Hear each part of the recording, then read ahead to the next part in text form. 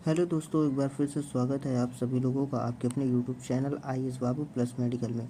दोस्तों, आज हम लोग यहाँ पे सेल की जो एनाटॉमी एंड फिजियोलॉजी है उसके हम 50 मोस्ट इम्पॉर्टेंट क्वेश्चन को हम यहाँ पे डिस्कस करेंगे, जो बेसिक से लेकर के एडवांस लेवल तक के होंगे। ठीक है दोस्तों, ठीक है। यहाँ पे लिखा गया है कि 50 टॉप MCQ हैं, बार बार एग्जाम में पूछे जाने वाले प्रश्न हैं। ठीक है दोस्तों, ये हमारे कौन कौन सी परीक्षाओं के लिए उपयोगी होंगे उसके बारे में हम जानेंगे। तो UP-SSC आगामी जो UP-SSC की वैकेंसी आने वाली है उसमें BTSC जो पेंडिंग में पड़ी है और RRB की जो हमारी पैरामेडिकल वाली वैकेंसी है वो हमारी उसका शॉर्ट नोटिफिकेशन हमारा क्या हो गया है, रिलीज हो गया, जिसमें हमारी 31 पोस्ट दी गई हैं। तो उसके लिए भी ये क्लास क्या होगी, अति महत्वपूर्ण होगी। तो आइए दोस्तों बढ़ते हैं अपने प्रश्नों की तरफ और देखते हैं कि कौन कौन से हमारे प्रश्न हैं।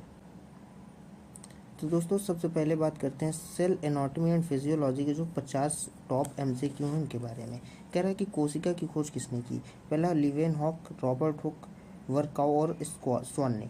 तो सब हमारा इसमें सही आंसर क्या हो जाएगा, रॉबर्ट हुक हो जाएगा। क्या हो जाएगा, रॉबर्ट हुक हो जाएगा। कोशिका को जीवन की कौन सी इकाई कहा जाता है, तो संरचनात्मक एवं कार्यात्मक इकाई कहा जाता है। क्या कहा जाता है, संरचनात्मक एवं कार्यात्मक इकाई कहा जाता है। फिर उसके बाद अगर बात करते हैं सेल थ्योरी का प्रतिपादन किसने किया, तो सेल थ्योरी का प्रतिपादन हमारा स्लाइडन और स्वान ने किया था। किसने किया था, स्लाइडन और स्वान ने किया था। कब किया था ये इसका जवाब आप लोग कमेंट में करेंगे। कहाँ करेंगे, कमेंट में करेंगे।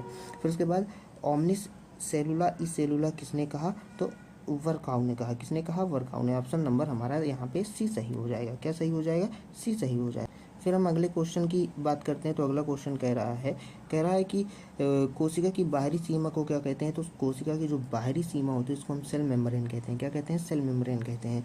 सेल मेम्ब्रेन मुख्यतः किसकी बनी होती है, तो फास्फोलिपिड बाइलेयर और प्रोटीन्स की बनी होती है। किसकी बनी होती है, फास्फोलिपिड बाइलेयर और प्रोटीन्स की बनी होती है। हम यहाँ पे चारों ऑप्शन इसलिए नहीं बोल रहे क्योंकि यहाँ पे हमने उत्तर ऑलरेडी दे रखा है, इसलिए हमें चारों ऑप्शन बोलने का कोई मतलब नहीं है। ठीक है दोस्तों, फिर हम आगे बढ़ते हैं। आगे कह रहे हैं सेल मेम्ब्रेन की मुख्य विशेषता क्या है, तो ये चयनात्मक और पारगम्यता होती है। क्या होती है, इसमें चयनात्मक पारगम्यता होती है।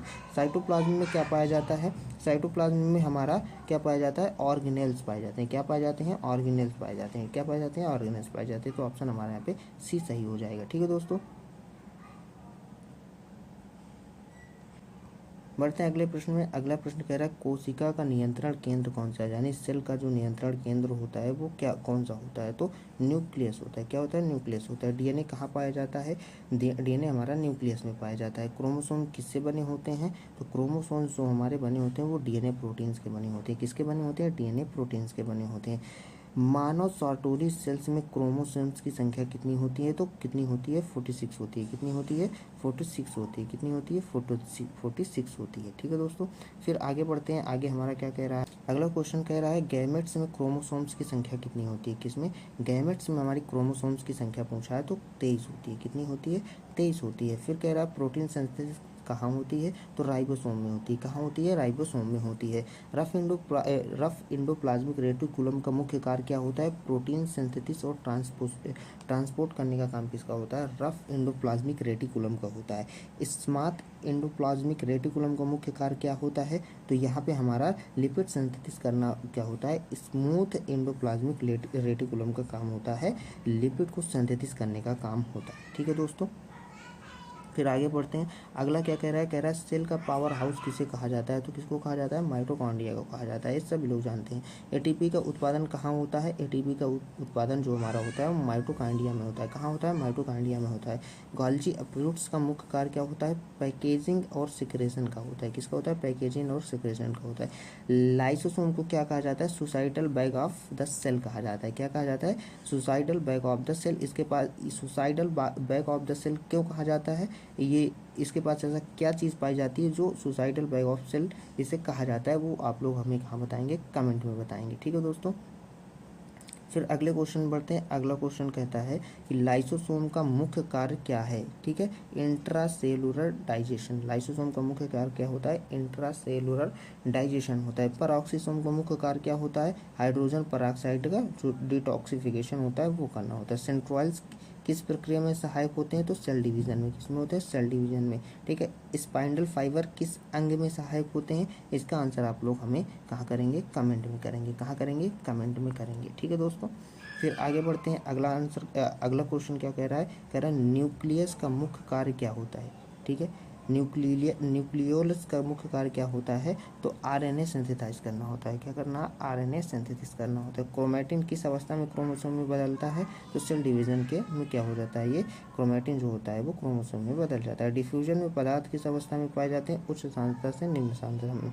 ठीक है, इंपॉर्टेंट क्वेश्चन है, पूछा जा सकता है कि डिफ्यूजन में पदार्थ किस अवस्था में पाए जाते हैं, तो उच्च सांद्रता से निम्न सांद्रता में पाए जाते हैं। ऑस्मोसिस किस गमन में होता है, तो ये हमारा वाटर में होता है। ठीक है, ऑस्मोसिस में किसका गमन होता है, तो किसका गमन होता है, वाटर का गमन होता है। किसका होता है, वाटर का गमन होता है। किसका होता है, वाटर का गमन होता है। ठीक है दोस्तों, यहाँ पे बढ़ते हैं आगे।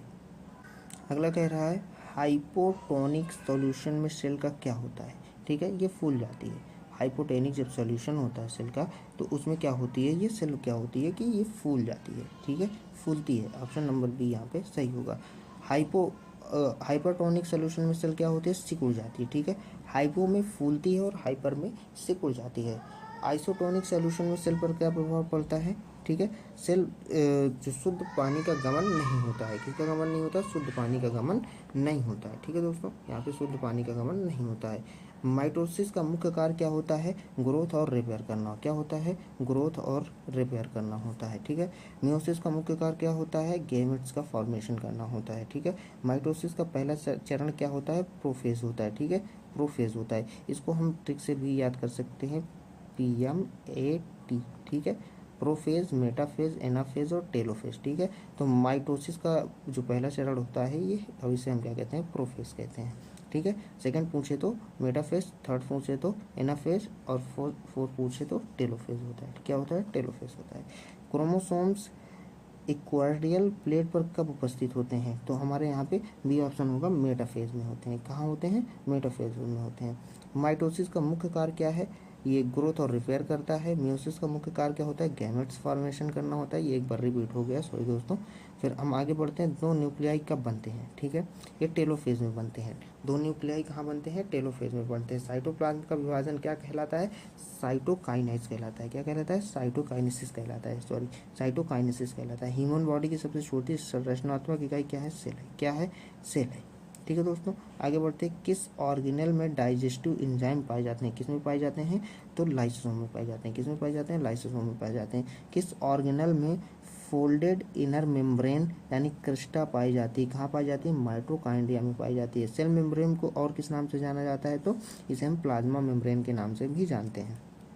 कौन सा ट्रांसपोर्ट एनर्जी की आवश्यकता नहीं है, ठीक है, कौन सा ट्रांसपोर्ट एनर्जी की आवश्यकता नहीं है, तो हमारे डिफ्यूजन में नहीं होती है। ठीक है दोस्तों, फिर अगर हम आगे बात करें तो अगला कह रहा है हमारा सोडियम पोटेशियम पंप किस प्रकार के ट्रांसपोर्ट का उदाहरण है, तो ये एक्टिव ट्रांसपोर्ट का है। किसका है, एक्टिव ट्रांसपोर्ट का है। सेल वाल एनिमल सेल में होती है, नहीं होती है। सेल वाल जो हमारी एनिमल सेल में नहीं होती है। प्लांट सेल में सेल वाल मुख्यतः किसकी बनी होती है, तो ये सेल्यूलोज की बनी होती है। किसकी बनी होती है, सेल्यूलोज की बनी होती है। Option C.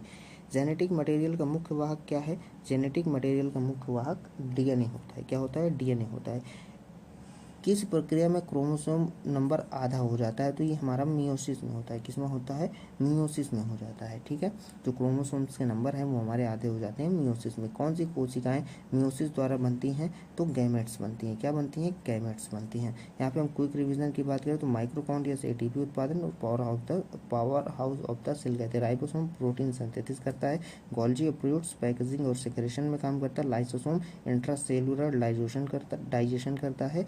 न्यूक्लियस डीएनए और क्रोमोसोम का भंडारण करता है। एक्टिव ट्रांसपोर्ट एटीपी आवश्यक है एक्टिव ट्रांसपोर्ट में। और माइटोसिस में 2 डिप्लॉयड डॉटर सेल होती है और मियोसिस में 4 हैप्लॉयड सेल्स होती हैं। ठीक है दोस्तों, अगर आप लोगों को वीडियो अच्छा लगा हो तो वीडियो को लाइक शेयर और चैनल को सब्सक्राइब जरूर करें। धन्यवाद दोस्तों, मिलते हैं अगले वीडियो में।